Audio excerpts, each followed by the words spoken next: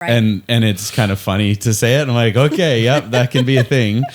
But then it's the curiosity is, why is that happening? Yeah.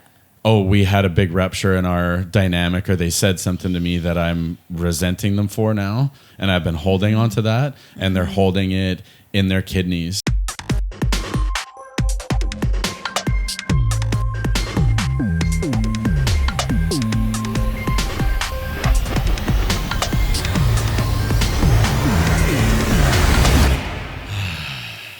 And we're rooting into the earthy energy in the ground here today, because we're all Chinese medicine geeks for sure, practitioners.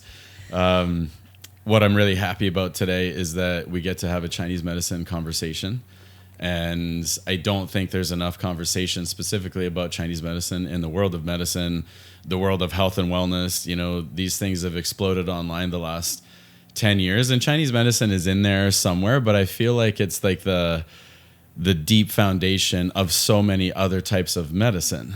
And so many things have kind of been pulled from Chinese medicine. And we were chatting about it before we even got going, like herbal formulas and supplements and things. They put licorice root in everything.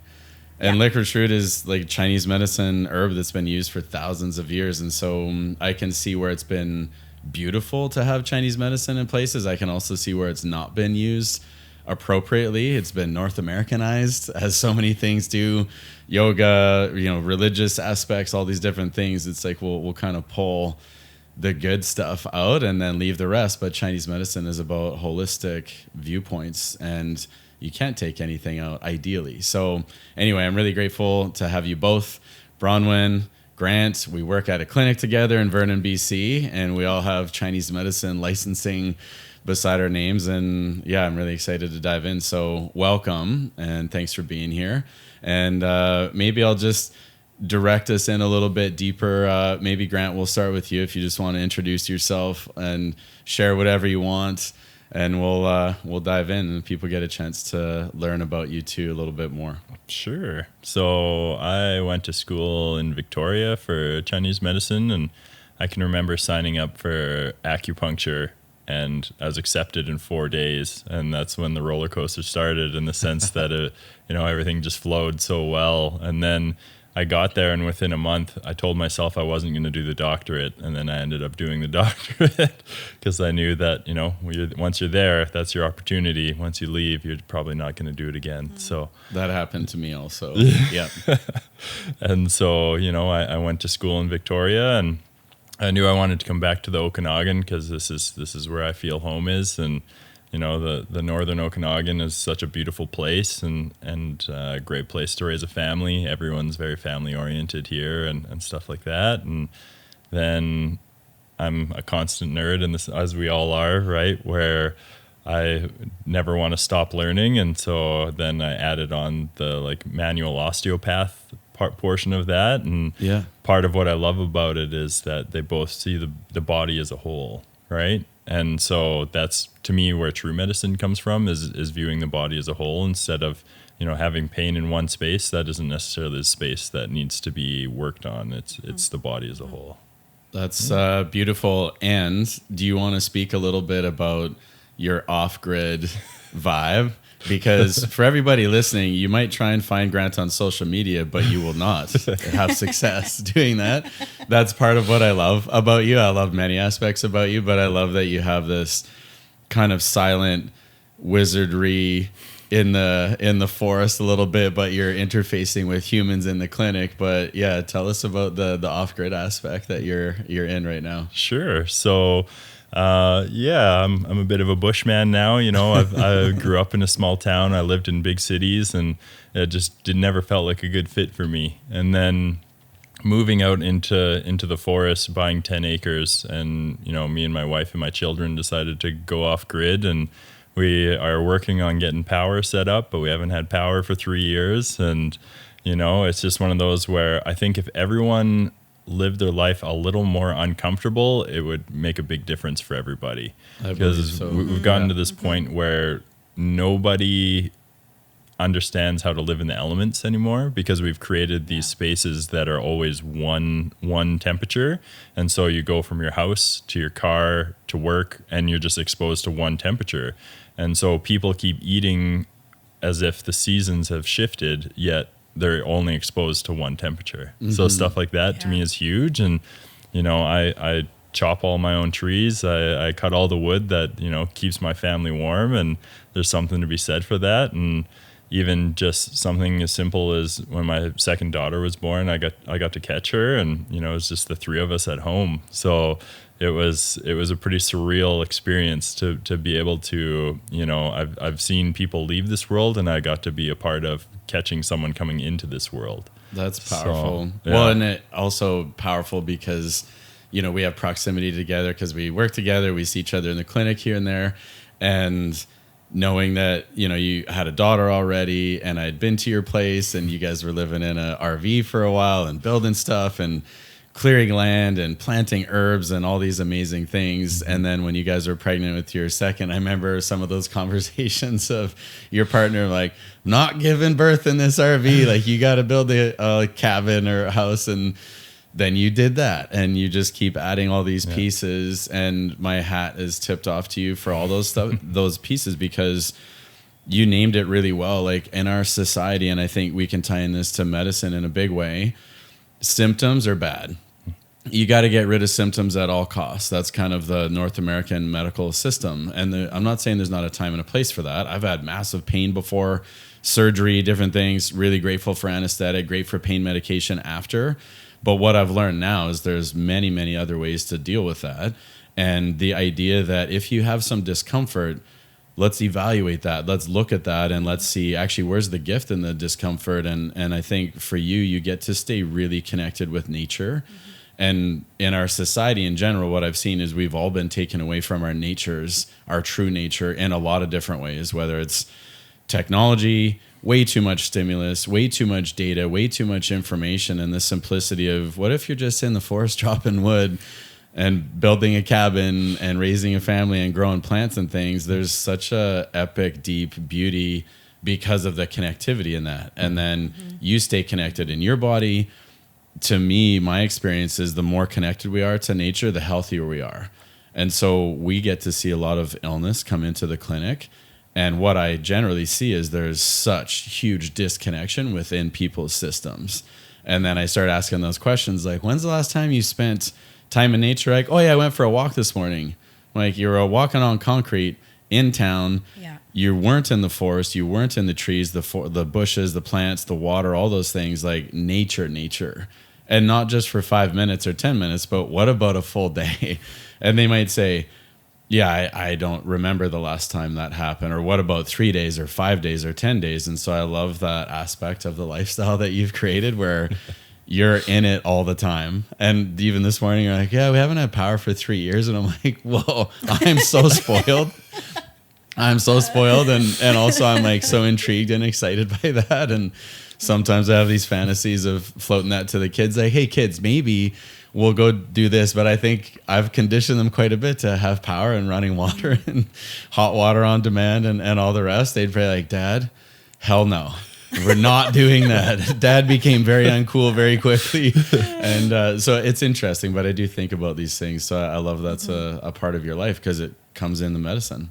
Oh, definitely. And it's just one of those things where obviously it's to the extreme extent, and we're trying to shift that a little bit at least, right? But it's one of those where if everybody lived without power and water for a month even, I think that there would be quite the shift as far as even just the gratitude of what you get from those things. Yeah. And also when you're talking about the grounded piece, part of osteopathy is doing craniosacral stuff.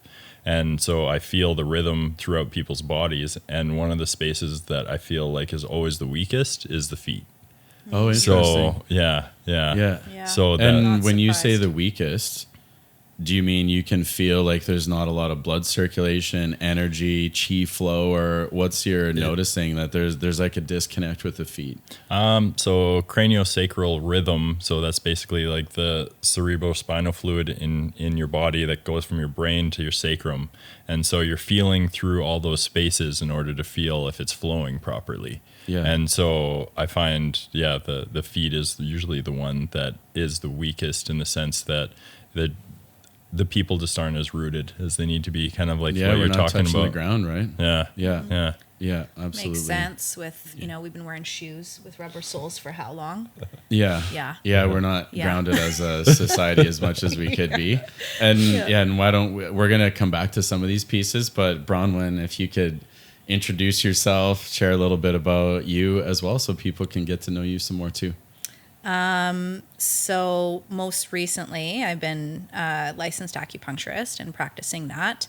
But my journey in health started a long time ago. I mean, as a kid, I had a really big interest in plants and was making potions and stuff and learning a bit from my mom and my stepmom about foraging, and kind of led from there. Studied herbology in the 90s, and then studied holistic nutrition and yoga and then Chinese medicine. But I got into Chinese medicine. Like, all of those things were good. I learned a lot of things and that was great. But I had some personal things that I went through, a really bad reaction to some pharmaceuticals, and Chinese medicine saved my life. And I was like, I need to study that. I want to be able to be there and be present with other people in that capacity. I think that's one of the things I noticed the most about being in school and talking to other people that arrived in Chinese medicine, because my experience, Caucasian farm kid from Alberta, Chinese medicine isn't or wasn't necessarily the thing that was obvious at all, because I didn't grow up with it at all. So when I did land into school, most of the students there had stories like that, because they needed an awakening or they needed a firsthand account of the potency and the nature of Chinese medicine on the results that you can get with it. And it's often self-experienced. And that was my case too. Like, I had knee surgeries and injuries and all kinds of things. And post-surgery, I started getting acupuncture. I was a student at a clinic, and it worked beautifully. And it cleared so much swelling and pain, and it was kind of mind-blowing. Like, what is going on? You put these needles in there, and I feel way better, and I don't understand what's happening. And that kind of sparked my journey. So what was really cool in my school, there were people from all walks of life, from many, many different countries. I was maybe one of the younger ones when I began at 23, but there was people in their 20s and their 30s and their 40s and their 50s, in their 60s. And they had like 20, 30-year careers in completely other professions, came against a health issue, saw a Chinese medicine practitioner, had some miracles happen, and then boom, they're like, I gotta do this. Like, something shifts. So it is pretty cool. It's a unique profession that way, because I think in North America anyway, it's not the standard fare guidance counselor in high school saying, I think you should become a Chinese medicine doctor. Right. That was never part of a conversation. And maybe it will be, in the future. There's way more practitioners now than there was when I started. And I saw, 20, 30 years before I started, some of the original pioneers of people diving into Chinese medicine that maybe weren't from China in, Canada and in some of these places. And they were kind of the loner a little bit of like, oh yeah, there's that guy that does this stuff and he helps people. Maybe you could see him, but it was kind of vague and people didn't know. So part of this conversation and my intention for it is we're going to share more about Chinese medicine, share about the foundational principles, because definitely there's a common denominator with each of us that we were all pulled into it in some way, that it wasn't necessarily because our parents were Chinese medicine practitioners, because I don't come from a generation of 3 or 4, layers of my grandparents or great grandparents being Chinese medicine practitioners. Like I'm the first in my line, and I'm happy to be that, and I'm happy to keep learning and seeing the depth of Chinese medicine. So what I'd also love you to share a little bit about too, the foraging and the wild herbal nature. You know a lot about that, and you've led like teaching and tours and different things in the forest and the plants, and that's something I have to share. I'm very envious of, because if I'm in the forest, I love plants and I know herbal medicine, but I couldn't necessarily go around locally here and pick things out to eat or use medicinally, and I think that's a huge asset. And so you started doing that like as a teenager, I think, or maybe so you started then. Well, I started as a kid. My stepmom was into harvesting and foraging and stuff, and we had a horse, and so we were collecting different herbs and stuff for the horse and making salve for him in that way. And then started, when I was studying herbs, I was just always really interested in the plant portion of it, like connecting with and growing the plant. And that's just in my personality type. I always wanted to be in the garden and in the forest. Yeah. So it started really young, and I was always foraging right off the bat, not just studying the books, but like, being with the plants. Connected. Yeah. This is seemingly a theme, and it's accurate, I think, for Chinese medicine, is very connected with nature. Connected with the plants, connected with the herbal formulas, as the ancient sages in Chinese medicine would have been in these cool stories that we get to hear about and read about in some of the classical texts of different Chinese herbal masters that lived to be 200 years old and 250 years old. And one might question, is that really true? But when you really start going deeply into the foundation of Chinese medicine and the amount of knowledge that they gained with plants and energy and how the body actually works, to me now it's logical of if you mastered a lot of those elements, your body would have a lot of longevity. Yeah. And part of what I love specifically about even like Western herbalism is going to school where they had a Western herbalism program. They would dive into herbs and they would do 3 in a 3-hour class, whereas we would go through 15. Yeah.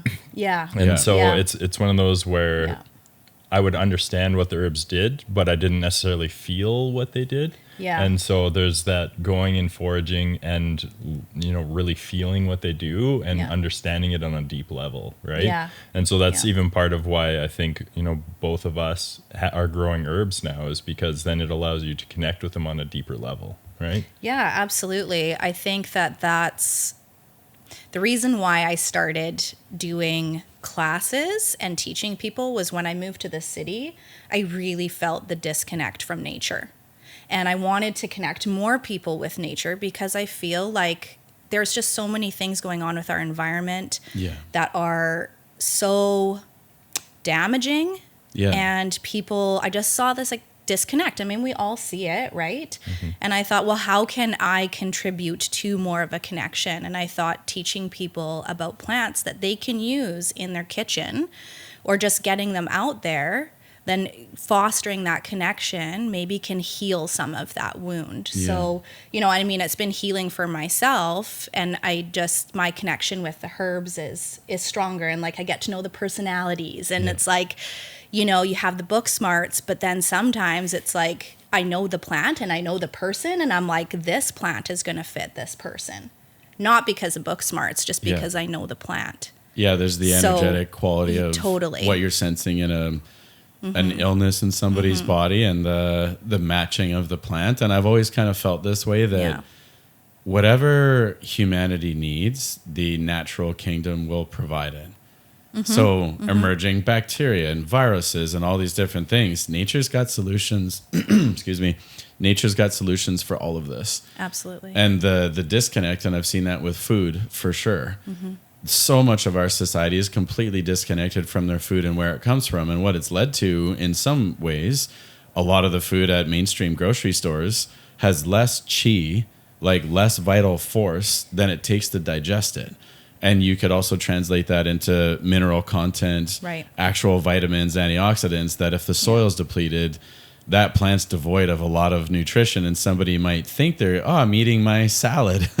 But depending on where it was grown, how it was grown, all the hands that had an influence on it, both positive and negative, but the quality of the soil in a field that's been depleted for 50 years, artificially being pumped, that plant will not have the medicinal qualities that it could. The food will not have the chi, like the vital force that can be. And so when I look at a lot of people in our society, huge amounts of fatigue, can't think, can't focus, irritable, inflamed. And when you look at all the things they're putting in their bodies, it's like, well, that's really clear. There's huge disconnect between the organ systems. There's disconnect. And, I saw this with my kids when they were younger, when we were planting gardens and growing peas and carrots and things, and I had them involved, that when we were eating dinner, it's like, well, let's go out to the garden. And they had planted it, they watered it, they grew it, then when we got to eat it, they were so interested in it. And then when it was on their plate and eating it, I could see, oh, this is a completely different experience. Yeah. Completely. Yeah. And it was a cool way to get them to eat vegetables.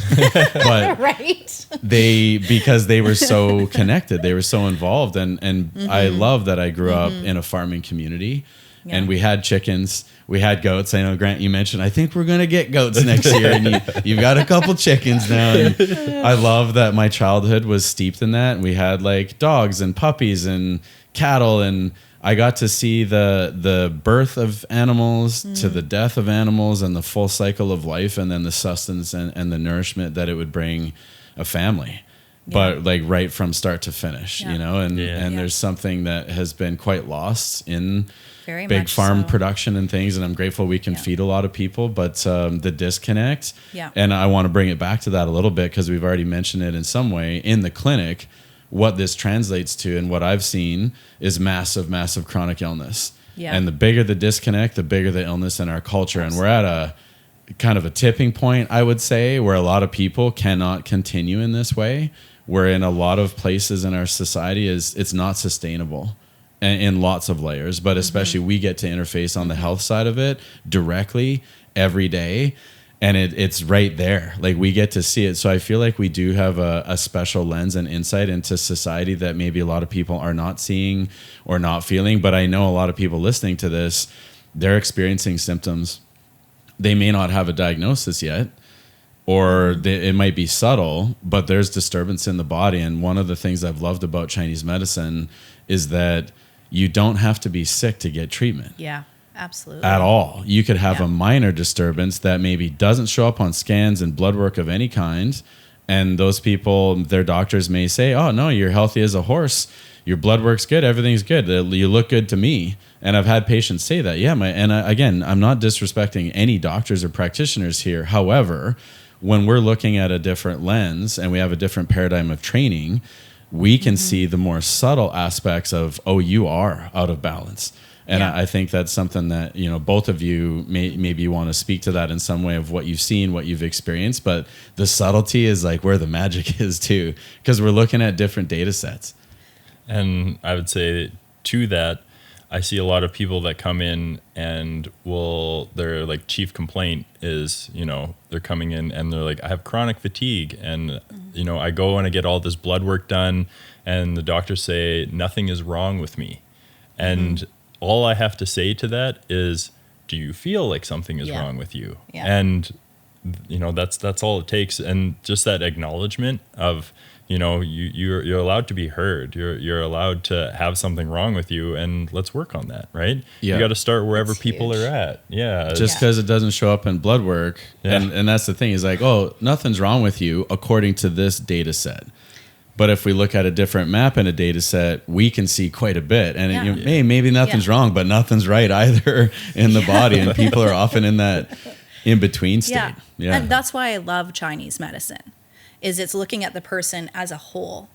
It's not dividing things out into different categories and being like, you're good in this category, in this box. And that's what I tell people as well. Yeah, it's like a number set of an average of a certain age type. And like everybody is an individual person. And the beautiful thing about Chinese medicine is it takes everybody as an individual person. And it's complex. And it's like root causes. And there could be like, you know, you have 5 people with the same thing. Each of those 5 people have a different pathway, a pathogenesis that got to that point. Yeah. And that's what I love about it. It's like I get to spend time with the person. That person gets to be heard. And we kind of dig in and we find out like what was the root cause of these symptoms that you have. Yeah. You know, instead of putting everybody in a box and being like, yeah, you're not in the bad box, you're in the good box. Yeah. But that line is like that line is like when they say you're good, when you're out of that good, you're bad, like really, really bad. Where's the, you know, well, I see this with performance athletes. And this is one of the reasons I've loved working with like pro athletes and they're so dialed in with their body. They know if something's off. And so they can often articulate what they feel at a really subtle level because they see it in their performance. I'm a little bit slow right now. And other people looking in might be, what are you talking about? But Right. they know that there's a change in their performance, or they're dragging a little bit, or the effort it takes to do the same outcome shifts. And that's where Chinese medicine can really shine, because we're not just looking at one data set. And some of the biological medicine training I did around, toxins and blood work and those types of aspects, you could have 70 to 80% cellular changes in your body before something might show up in blood work. So by the Right. time something Right. does show up in blood work, there could be quite a long-standing set of dysfunctional terrain inside that is being overlooked. But somebody, if they're paying attention, and I want to dovetail this a little bit too, our culture in some ways has trained us to not be connected with the body, to not listen or trust the body. And then sometimes that's affirmed of like, nope, you're good. And they're like, well, I don't feel good. And they're like, no, but the blood work's fine, so that means you're fine. Right. But that's not actually accurate. No. So especially with the testing I do, but even Chinese medicine aspects of feeling the pulse, the level of depth and subtlety that we can pull from that, or looking at the tongue. And, it's kind of funny, right? TCMs is so like, let me see your tongue. And you're like, why? Why are you looking at my what? tongue? And so many people are always like, I didn't brush my teeth today. And I'm or like, I just had a coffee. I don't care though, right? that's not what we're looking No. for. And thank you. No. Yeah. Do you, let's dive into this a bit from an educational point of view. Grant, maybe you can start on this one. What are we looking at when we ask to see somebody's tongue? Like what is that about? I find it interesting because just between tongue and pulse, that takes you, say, 4 minutes to be able to tune into those systems. And the amount of times I can tell people, oh, you have some low back pain in your system. And rather they'll say, yeah, I do. How'd you know that? Or later on, they'll say, I ended up getting low back pain, like 2 or 3 days after. I'm like, yeah, it was already in your system. The foundation was laid. The pattern was right? there. Yeah. And so part of it at first is I can remember being in school and everyone freaking out about, reading pulses. And my teacher just being like, is it excessive or is it deficient? That's where you start. Right. It doesn't have to be anything super crazy. Yeah. And the more pulses you feel, the more you get into it and you start to read things differently. And so something I can remember specifically on the island, you see a lot of dampness. We all kind of went to school where there's lots of dampness. And I can remember feeling a spleen pulse and that slippery pulse where it kind of like is a bubble underneath your finger, and you feel that for the first time. And it's like, oh, now I understand that. I'm right? understanding some teachings. Well, and just for context for people listening, when we're talking about feeling the pulse in Chinese medicine, it's very different than Western medicine. We're not just looking at the rate, because pulse rate, heart rate associated in Western medicine is like, what's the number? 65 beats a minute, 100 beats a minute. And we do look at that too. And there's data in that, but we're looking for the quality of the pulse. And we're feeling the pulse. In my training anyway, it was on the wrists, on the radial pulse. And there's 3 positions. And each of those positions are different places and spaces in the body, different organs. So when you're saying, I felt a slippery spleen pulse, people might be like, what the hell what's he does talking that about? mean? Because we're feeling for the quality. And like you said, where we got trained to start is like, is it strong or weak? Yeah. Is it excessive or deficient? And you can feel the quality of the pulse once you get trained properly and spend some time. It can tell you so much about the body. And even what you mentioned is you can feel the pulse, look at the tongue, and within 4 minutes, we have really beautiful data on the body. Yeah. I've had a lot of patients share with me that their visit with their doctor was less than 4 minutes. And so these are the interesting things. We have time with people because we choose to take time with people, because in our system, in our clinic, we've set it up that way. And then the layers of data and subtleties start really showing themselves. So I love how you spoke to that. And now that you've been a practitioner for some years, what are you noticing about people's pulse now? Because I know that's a part of the practice for you too. Definitely. I would say that especially at the beginning, so there can be stagnation in the system. And at first we were kind of taught that the liver likes to stagnate itself. But then once you start to dive in deeper, you start to realize that any system can actually have stagnation. And so part of it is about moving it where it is instead of focusing on one specific organ. You got to make sure you focus on whatever organs are speaking together, right? And so something as simple as, the kidneys can have stagnation. And it's one of those, especially with back pain, I find there's a lot of stagnation in the back, and that's what's kind of causing some of that bladder, which goes down the back of your, paraspinals all the way to your eye. That's also going to kind of cause some stagnation. And so I find that, but then also the tongue, I find I see a lot more like mental, emotional kind of disorders now than even when I first started. And I think part of that is just kind of like what's went on in the world. But I can look at someone's tongue and usually they have a red tip, and that just shows that there's, that heat that's going on in the heart. And so I'll be like, oh, you have some anxiety. And how do you know that, right? You can read that from my tongue? Yeah, What? that's exactly We're it. creeping on people's tongues all the time. I see a tongue, I know what's going on. You can identify a TCM practitioner in their car if they're looking at their tongue in the rearview mirror. We used to laugh about that in school. We're like, we've all done that. And even like the thickness of the coat, you look at someone who's healthy and they usually have a thin white coat, but depending on where you are on the coast, you see more dampness. There's more of that thicker white coat, and here I find it's more on the yin deficient side, which dryness. is dryness, dryness, lack of a coat. And when I do see that damp, thick coat here, one of the first things is like, do you have sticky poos? Do you wipe a lot? And that throws people off a little bit, right? They're like, how do you know something so Chinese personal medicine, about we dive me? into poop quite a bit. I just got to say that. That's true. It's a thing. We're going to ask you about it.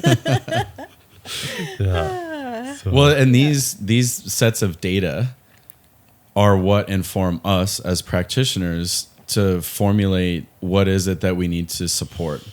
And what is going on with the organ system, because you mentioned it too, it's not just about the liver. And so from a blood work point of view, if somebody's liver enzymes are off, then they're like, oh, you got something going on in the liver. And it's like, okay, yeah, that's true, there's some inflammation there, but why is the liver speaking to us in this way? What about the rest of the body that's attached to the liver? And I find that gets overlooked quite a bit. Absolutely. And Bronwyn, do you want to speak about like tongue or pulse or anything like that, just to kind of share more data sets with people? So, the tongue, what we're looking at is we're looking at the shape of the tongue. We're looking at the quality of the tongue. Is it pale? Is it purple? Is it dry? And then we have like a map on the tongue with different organ systems. So we're looking at, all those things. And I mean, I love it. I like doing the tongue and pulse after I've done the intake and gone through everything, because I don't want to have a preconceived idea of what's going on. I like to use it as like a check-in after. Am I on the right path? And I'll do it after, be like, yep, that checks the boxes. I was reading that there was like, a spleen deficiency with your fatigue and, digestive issues and stuff like that. Yeah, so I like to use tongue and pulse after, and it's lovely, and I love people's reactions when they're like, what? My tongue? And then I take them to the little mirror I have in the room, and I'm like, okay, so we're looking at your tongue, this is what I'm seeing, and keep an eye on it, because the tongue does change quite fast. Like, it can change daily. And if I'm especially working with somebody who's eating like a lot of damp foods, I'm like, just notice, after you eat, say, a banana or something, you'll get this big thick white coat.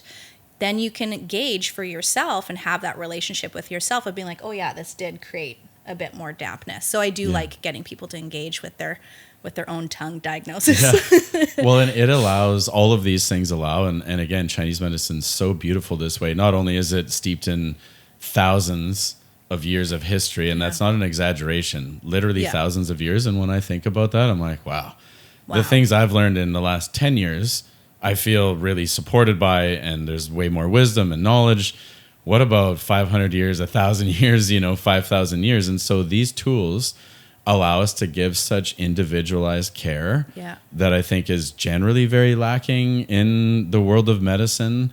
That, 10 patients with a migraine, likely given the same medication, likely even the same dose, not always, but likely.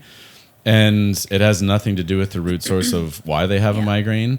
It doesn't take into consideration the individuation of that person, how they live, what they eat. And so even some of these practical parts, the whole diet industry doesn't apply to everybody. What works for one person doesn't work for another.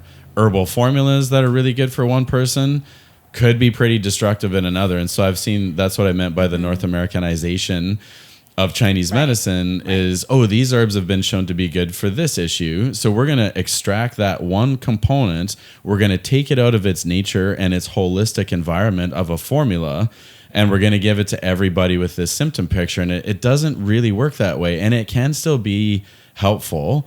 But this is where I've seen the breakdown of different aspects of medicine, is that you can't just apply that to the whole. Where somebody lives, how their lifestyle is, their constitution, Chinese medicine talks about that. What's their body type like naturally? What's their genetic heritage? What's their day-to-day, by the time they wake up and go to bed, what kind of environment have they immersed themselves in? We look at that stuff. Yeah. We take it into consideration because it is often really influencing somebody's health or disease, and we're finding them along that paradigm somewhere, and even the eyes. There's training in Chinese medicine to gauge the spirit and a prognosis just by looking at the eyes. And I love that. And there has been a few cases along the way where they're like, no, I'm good. I've got lots of energy, and I look them in the eyes and I can kind of take in that quality, or I feel the pulse. And at a deep level, they are so depleted.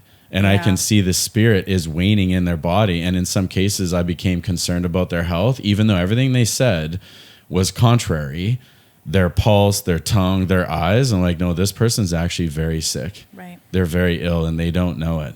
I think they do, but they're in denial of it maybe, or they don't want to address the fact that there's some really deep disturbances in their body, and we got to address those. And so some of those subtle elements have actually completely changed the course of treatment that I would do for somebody. Right. And afterwards, I'm like, oh my goodness, I'm so glad I was taught that, because if you just took what they said and took all the other things at face value, you'd be really misled, and you'd be doing them a disservice of what's actually true in the body. Yeah. And even I think to add to that, you were talking about how, this tradition is, thousands of years old.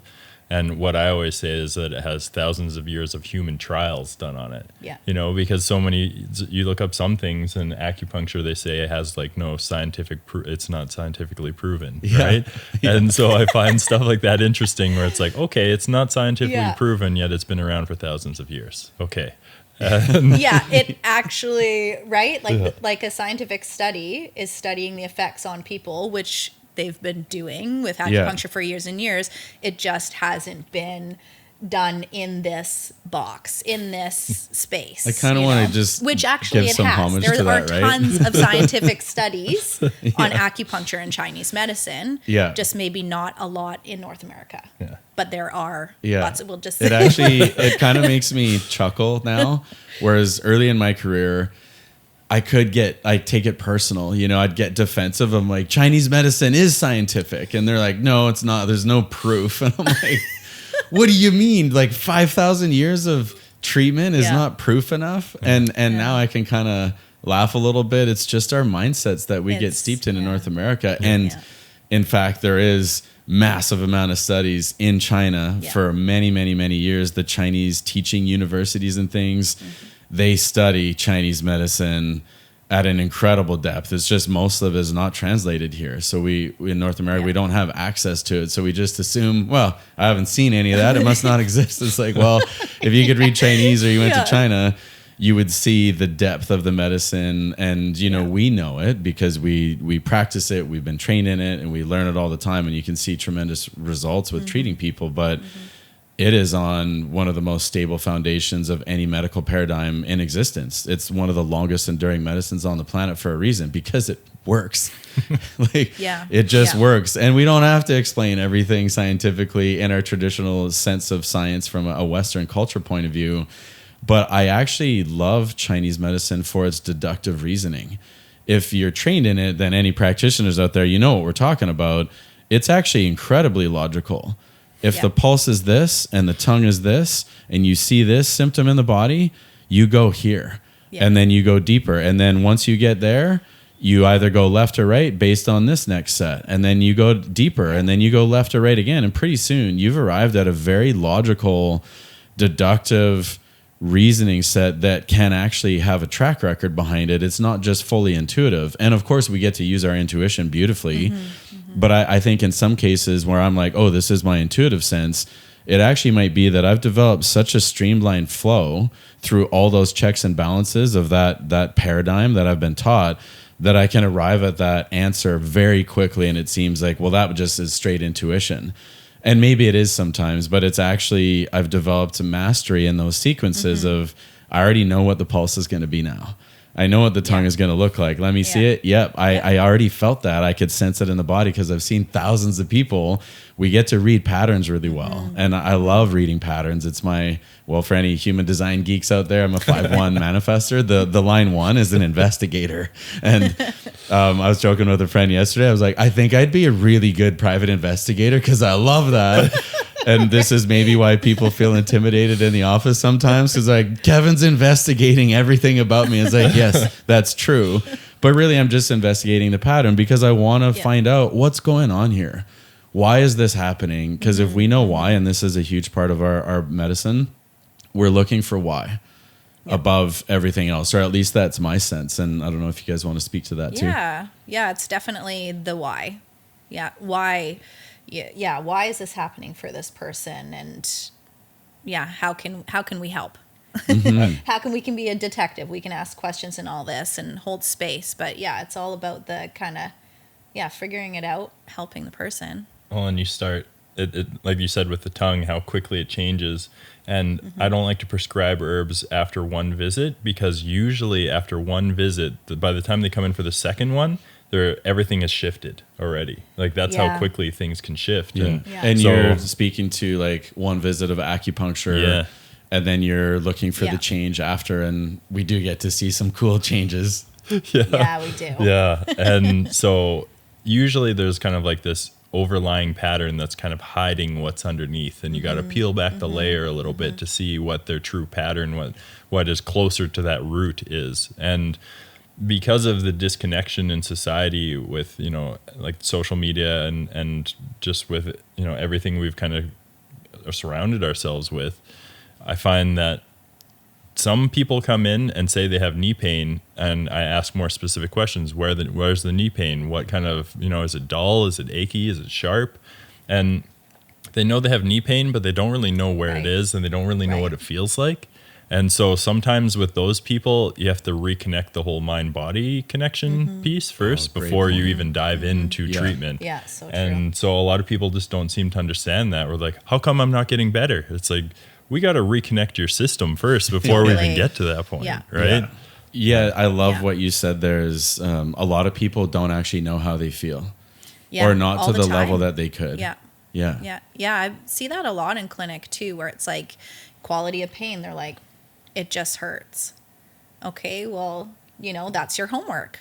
I want you to connect with yourself. I want you to, just feel that pain. Where is it feeling? Is it a certain time of day, or if it's digestive stuff, pay attention to the food you're eating. Is it certain food that's bothering you, or, are you eating too fast or something? But yeah, that body connection is like, there's a lot of people are very disconnected.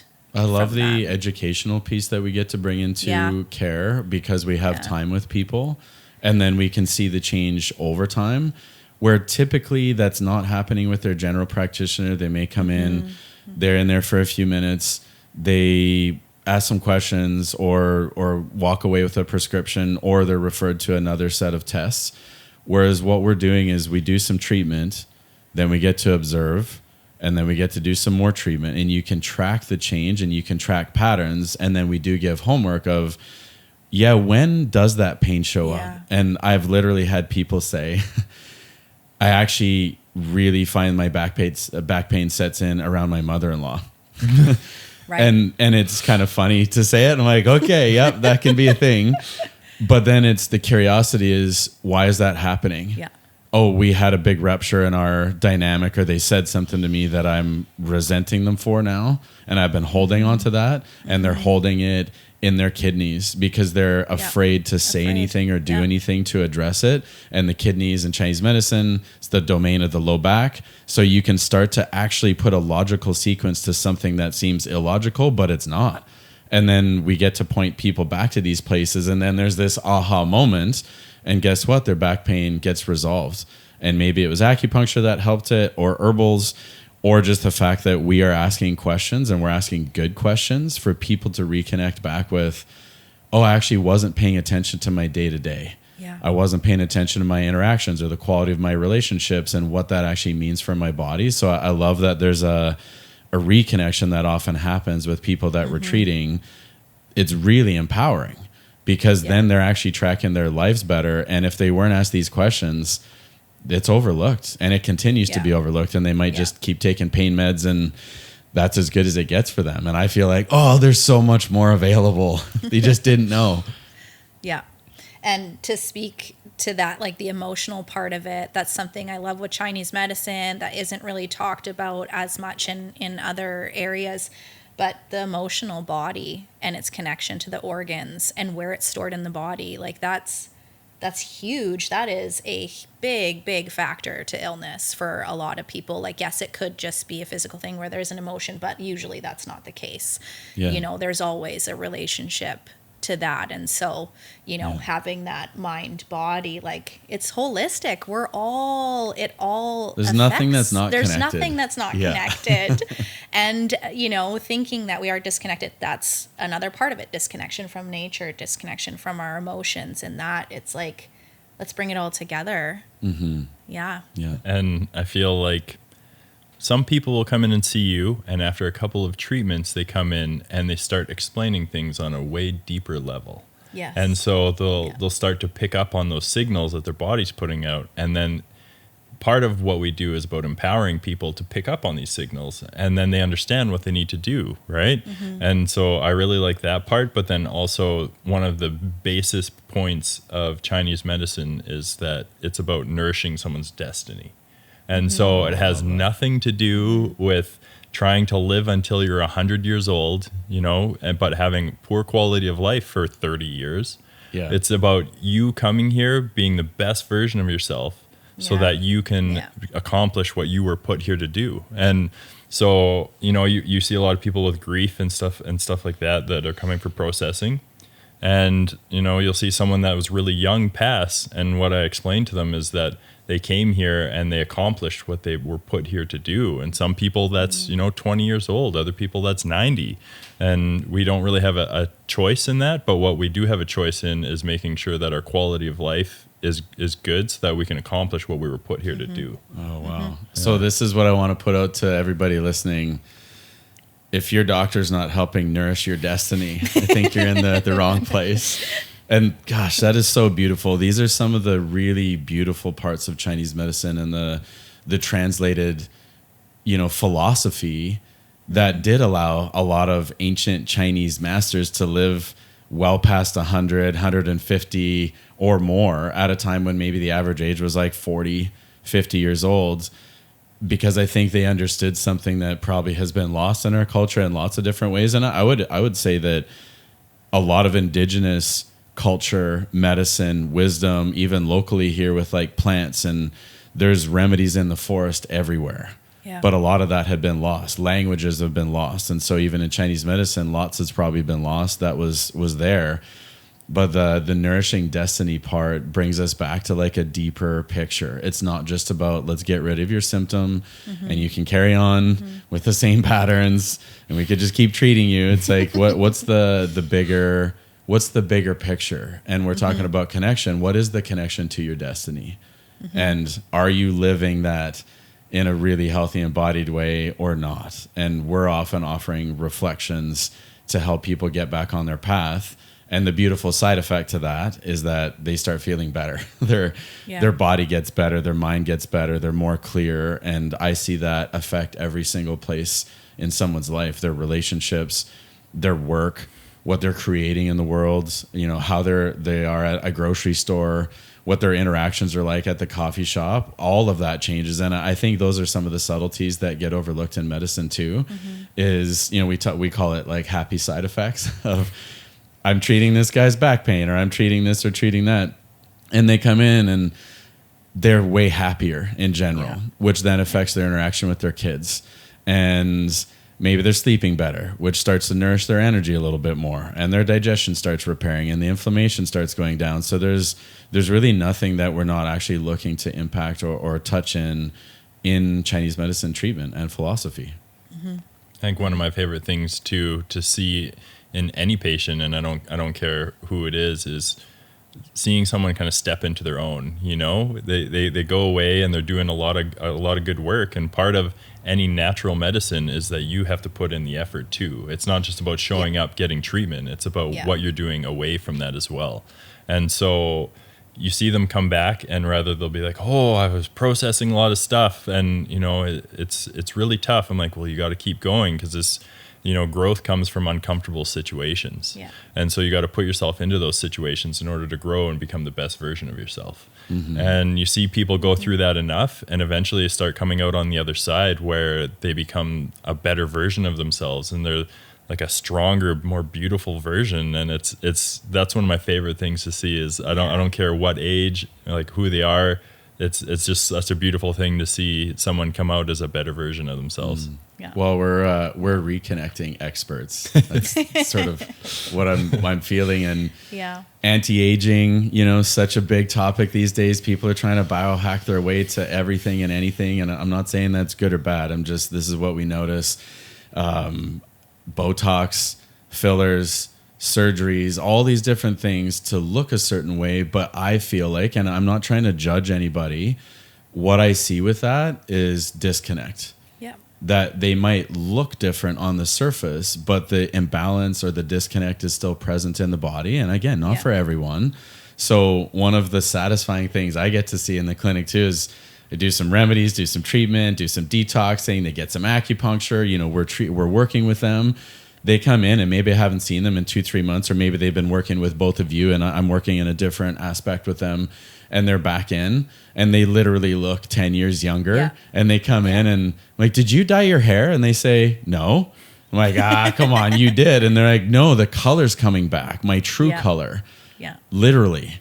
And I swear, maybe they've had work done. There's a few patients I've seen like, did you get work done cosmetically? And they're like, no, I feel like a different human being, and their skin's more full, their eyes are more clear, they're bright, their posture's better. Just like you said, like they're coming into their own because these places have started to get addressed. And the chi, you know, the vital force is now flowing, their spirit's alive again. And it is so satisfying to see that as a practitioner. And they're like, yeah, people have been asking me if I had work done, or what have you been doing? Like, are you been getting facials or whatever? I'm like, no, taking some herbs from Chinese medicine in the right way, in the right dose, very individualized, and it brings that person alive again. It's really cool to see. I feel so fortunate that we get to do this work. Well, speak to that. I mean, all the meridians travel through the face, right? So if we've got good, clear chi moving through that, you do see that difference, right? You see a lifting in that because their chi is moving properly through their tissue. We have facial diagnosis in Chinese medicine. So when we're looking at we look at their tongue, we look at their pulse, but we're looking at their face too. We're looking where there's, you know, not as much blood flow, or where there might be muscle sagging. We're like, the stomach meridian, you know? Yeah. We need to clear that up. Well, and there's so many aspects where we can do these little improvements. And like I said earlier, you don't have to be sick to get treatment in Chinese medicine. You don't have to be sick to get acupuncture. You don't have to be really unwell before you're actually showing up for treatment. So what I see in our patient population more now, people are coming in for maintenance. They're coming in because they just feel better, or they're coming in just for stress. They don't have an illness per se. And then they notice they operate better. They go through their life better. Their business is taking off more because they're more clear-minded just from getting treatments. That they're not there to, you know, solve a disease necessarily. They're there to actually stay healthy. And I love that aspect of some of the old school Chinese medicine with like barefoot doctors in rural China. Some of the old philosophy was the doctors got paid when their patients were healthy. They didn't get paid when they were sick, because it was kind of like, we didn't solve something. If we're working on it properly, you don't get sick. And some of these old school sayings, if the chi is strong, there will be no disease. And to me, that means preventative medicine. That's preventative on the immune system level, that if you're robust in your health, you're not going to experience a lot of disease, illnesses, symptoms, colds and flu repeatedly. Like, that can be treated. And somebody might not be really unwell, but they're not at the level of wellness. They're not in their full expression of what they could be. And so for anybody that's listening to this, consider that. Don't wait until you may have a significant imbalance to get treatment, and not just treatment in Chinese medicine, any treatment. Go for osteopathy, go for massage, like do something for yourself. It's not a luxury anymore. I think we're in a place in society where this needs to be paid attention to. Yeah. These are key places. Don't wait until it's too late. Don't wait until you've been having a symptom for 10 years to deal with it. Like, deal with it right away, or get curious. See somebody like us, that somebody's going to ask you really good questions. How are you doing, really? How's your relationships? How's your emotions? What's going on in your organ system? And your blood work might be beautiful. That's awesome. But it doesn't mean there's not a pattern to be addressed there. And you don't need to wait for blood work to get treatment. Use that data to the best of your ability. Bring it to us. We know how to read that stuff too. So I love Chinese medicine. I just want to say that. I'm really grateful. My destiny is in this type of medicine and helping people in this way. I think growing up in northern Alberta too, it's you see the other extreme where people, it's one of those, you rather pay for it now or you pay for it later. And so I've seen specifically a lot of like my male role models pass on because they, worked 70-hour work weeks for 30 years. Well, that's going to take a toll on your system, right? Mm-hmm. And so that would be a chi depleting activity. Yeah. So, it's just one of those where I would rather focus on nourishing myself with good food. I'd rather focus on, taking herbs and eating well and just making sure I get treatment, right? Because if I do it now, then I know when I'm 60, 70 years old, I'm still going to be in better shape and I'm going to be able to do the things that I want to do, right? Well, and because I want to live to 200. One, I don't know. Is that true? Maybe I do. I love the idea of the level of wisdom that you could cultivate within yourself to be of service to others with so much experience. But it is living these principles, and we've been taught, and I grew up in that society as well. Rural Alberta, farming. I worked in the oil field, construction, and in a lot of those environments. Health and wellness is not primary at all. Right. And it's how hard can you work? How long can you work? And the better you can show up in that space, the more value and reverence you have as a man. That's my experience anyway. And that's where you place your value, even if it's destroying your health from the inside out over a long period of time. And we see this in society. There's a huge amount of burnout. We're way too plugged in. Yeah. We're way overstimulated. People are not in a rest cycle. They're not coming into stillness a lot. In Chinese medicine, they call that like burning the yin or burning your essence. That is actually what causes aging in general. If you burn that deep resource of energy inside, that's going to lead to inflammation, cellular damage, DNA damage, and all these things that are talked about in the biohacking community of how do you alter your epigenetics and those types of things. Chinese medicine already knew that. They just had different languaging for it, but they would say nourishing your essence, nourishing the yin, nourishing your yang, having more stillness, being more in meditation, eating foods that are appropriate for your body, because that, for anybody experiencing burnout right now, anybody that has, if they're listening to this right now and they're like, oh, I did work 60, 70, 80 hours a week for a decade, it's likely, your chi is going to be depleted unless you've adjusted or done treatment to actually repair that. But it can be repaired, at least to a large degree. I've seen that.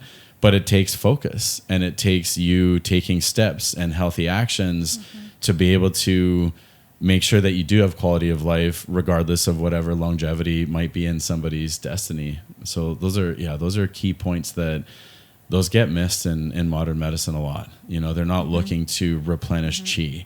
And I'd be curious if there's any GPs out there, if they've ever had that conversation of we're going to nourish your essence with treatment. And I would love if that was the case, Yeah. Yeah. You're speaking about chi, and that when you're talking about that, I'm thinking like how much I've seen blood deficiency in women. And in Chinese medicine, like we learn that the eyes, when they're on screens and they're overused, then it depletes your blood, right? And I think about how many women are working at desks on computers and on phones and all this stuff. And I see it a lot in clinic where there's like, they have either amenorrhea where they're not getting their periods, and that could be from like diet, like food stuff too. But a lot of it is like a lot of computer work and stuff. So it's like taking that break. But just made me think of that, like you're talking about the chi, and I'm like, yeah, but we have these cool like insights where it's like, actually you're using your eyes a lot on the screen. Like, let's take a break. Yeah. Let's put some yellow blocker glasses on. Let's nourish that blood too. Yeah. Well, in blood deficiency, we get into the nitty gritty of Chinese medicine a little bit.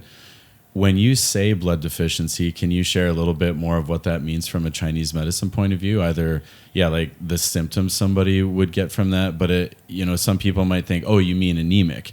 Because in Western medicine, if somebody's blood's depleted, they might have anemia or iron deficiency. That also might be happening, but that's not entirely what blood deficiency means in Chinese medicine. No. So, the top things that I would see would be dry eyes, dry skin, lackluster hair, a shortening in like a woman's menses in the amount that she's bleeding. If it's less days, we're going to see that. Low energy, blurry eyes. Yeah. Just fatigue. Fatigue. Fatigue and the cloudiness, but then also from a Chinese medicine standpoint in the pulse, it's amazing how that can stand out in the pulse as well, right? Yeah, and very clear. So that's one of those where once you start to dive in deeper into the pulse, and the liver is the cup of what holds the blood, and so if that cup is empty, then you start to feel it specifically in the liver pulse, and it just shifts a lot of things too. Poor and sleep, get things like headaches. Headaches, poor sleep. These are all things blood deficiency as a pattern in Chinese medicine can point to that often could be completely overlooked. And so that's part of my purpose in, all of us sharing here is, I know the lingo is a bit different in Chinese medicine, but it has very practical applications, and even spleen deficiency, for example. Right. The spleen really governs our mind, it governs our bodies, and it's more related to muscle. And, I love the different elements of all the main yin organs. Spleen's more muscle, kidneys is more bones, liver's more like sinew, tendons, and those types of things. So for anybody that's curious about their body and what's going on, maybe they have tendinitis repeatedly. It's likely their liver is deficient and the liver needs nourishing and support, and they could get localized treatment to their tennis elbow or their knee tendinitis, whatever it might be. But if you're not nourishing the deeper parts of the body, that's just going to remain. And it's not about what's actually happening locally there so much as the global part of the whole system. And so this is how we look at these things is, you have the blood's depleted in the liver, the spleen is deficient, and then we might prescribe something that's very specific to those organ systems that repair, that bring the chi back, that nourish those places. And suddenly, even without local treatment on an elbow, for example, tennis elbow, that actually might resolve. We haven't given them painkillers. We're not suppressing pain. They're not taking anti-inflammatories. They're being nourished properly. And suddenly the elbow's like, oh, thank you. My tendons were dried out and not nourished and didn't have good blood flow. The blood quality wasn't good. That, of course, that would happen. And so these are cool places to think about as a Chinese medicine practitioner, that as a patient, if you're struggling with some of these things, if you're having recurrent issues that don't really make sense and you've been treating it locally or getting therapy or taking anti-inflammatories, there's another way. There's another way. I love it when I see a patient who's got an injury or something, and then, I'm doing acupuncture needles in a totally different area of their body, and they're like, why are you needling there? Yeah, you're on the wrong spot, doc. Like, what's going on? It's like, well, I'm supporting your spleen because the muscle just isn't repairing, or I'm working with the liver, and they're like, what? And then we get into that whole story, and it's just so cool. I love it. Yeah. My first job was working at a physio clinic, and he did IMS. And so he would send me patients where he's like, I did IMS, it didn't get better. And I would do treatment, 3 or 4 treatments. And I am someone who does a lot of distal needling. So I do a lot of like hands and feet, that kind of stuff. And I do a lot of like channel palpation to find, I consider myself sometimes an electrician, where I'm finding the breaks in the lines in order to help things work better, right? Absolutely. Yeah. And so just repairing those breaks in the lines then allows their whole system to work better, and it relieves that pain in that space. Yeah. So I find stuff like that is always interesting. It is. Well, and the body's so electrical. You know, we produce voltage. We have energy running through our whole system. I like to view it as like an underground river system. When people are like, what are channels? What are meridians in the body? And I think, well, it's just a communication network that connects to everything in your system. Or if it was an underground river system, we're looking for, where is it blocked? Where is it stuck? Where that water can't flow? And it might be at the place of pain, but it might not be at the root of it. And then, we're doing points in the hands to clear a headache, or points in the feet for back pain. And there might be some confusion, and we get to educate around this, and they get up off the table maybe thinking, guy didn't even touch my back. What? I'm not coming back. But they get up and stretch, and they have I love the funny look on their face of like, totally. What happened? I'm like, what's going on? And they're like, my back pain's gone. This makes no sense. But to us, it does. Yeah. And it's fun. You know, we do have lots of party tricks as TCM people for sure. And just even the fact that after, like, if you've hit the right points after one treatment, they should be able to get off the table specifically with pain and have it be better in some way or form, right? Yeah. And you know, I had enough teachers where they do a lot of distal needling, and they would put hand points in or feet points in, and then they'd have them move that area, and the pain within 1 second was different. And that's really what we're shooting for. It's pretty wild how fast to make it can shift. Yeah, I've done treatment like that where, you know, we do a couple points, I get them off the table. Yeah. How's it now? Yeah. And the bewilderment look is one of my favorite. Like, I couldn't move my shoulder, and now I can. What? And they're looking at their hand, they're looking at their shoulder as it's moving, sort of like, what? Did you do something to me? And it's so funny, but I've taken, like, I'm used to it. And how the other thing that I've gotten to learn as a practitioner is how capable our bodies are to heal, and how powerful we are to heal with the right resource, with the right support, with the right help, to just redirect the body back to itself. The reconnection aspects we've named, especially with acupuncture, you're not adding any substance to the body. You're adjusting the voltage, you're adjusting the energy flow, you're unblocking things. And as soon as you unblock something that's stuck, reconnection happens, pain can diminish, or the mind comes back online. I've treated early stage Alzheimer's and dementia and things like that nobody's really doing anything to reverse that. And we do some treatment or do some proper detox and clearing, and their mind comes back. I'm not saying that happens in every case, but I have seen it. And then we kind of think, well, maybe they didn't have that illness, even though it was presenting like that. That there's a reconnection, I think, is what is actually doing that. Yeah. Wow. And I think even as far for us, like Shi Liao diet therapy is super important. And I always remind people to go back to, say, the 1940s, and that's the way they should be eating, right? Basically before all this pre-processed food came out. Yeah. And if you look at diet therapy from the 1940s, they ate organs, they had cod liver oil, and even like raw cheese and stuff like that. Those were foods that was part of the diet. Yeah. Whereas now we've shifted things so much, like we talked about earlier, that things just are not as nourishing as they used to be. And so we have to get back to that point of, in Chinese medicine, it's like for like. If you're having liver issues, we got to get you eating liver. And I mention that to so many patients, and it obviously makes them gag. But there's other ways you can do it too, right? Where there's you know, encapsulated organs and stuff like that. And organ meats are getting a lot more popular now for that reason. They are. Yeah, and it's just one of those where, you know, I think you got to work where people are at. And if they're willing to eat actual liver, that's going to be what's best for them. But if they're not, then you got to work wherever they can actually do and handle on a regular basis. Yeah. The best treatment is the one that you can be consistent with. It's not the one that you know, say you're going to do and you never do it, right? Yeah. That's the self-responsibility of the patients. You know, we can be guides. We can offer suggestions. We have experience. We have, you know, ways of working with the subtle parts of the body. But people do have way more influence over what happens with their health than I think what they've been taught, for sure. Yeah, absolutely. Yeah. Well, I feel like because I love Chinese medicine, We could talk so good. all Yeah, day. we could carry on, but yeah, maybe we'll bring this to a close. And I'm so grateful for each of you. I'm grateful that I've gotten to know both of you, that you're beautiful practitioners, that we get to work together in the clinic in Vernon, and we're here to help people. We're here to be of support. And to keep ourselves healthy, we get to live and breathe these philosophies. I think we all do that really well. And then we get to share that knowledge and wisdom that long came before us, that gets to move through us in a unique way. And, we get to be of service, and it's fun seeing people get better. And many layers of gratitude to all the Chinese medicine practitioners that came before, that figured out so many things that could pass on to us. And we get to roll that ball forward in whatever way we can, nourishing our destinies.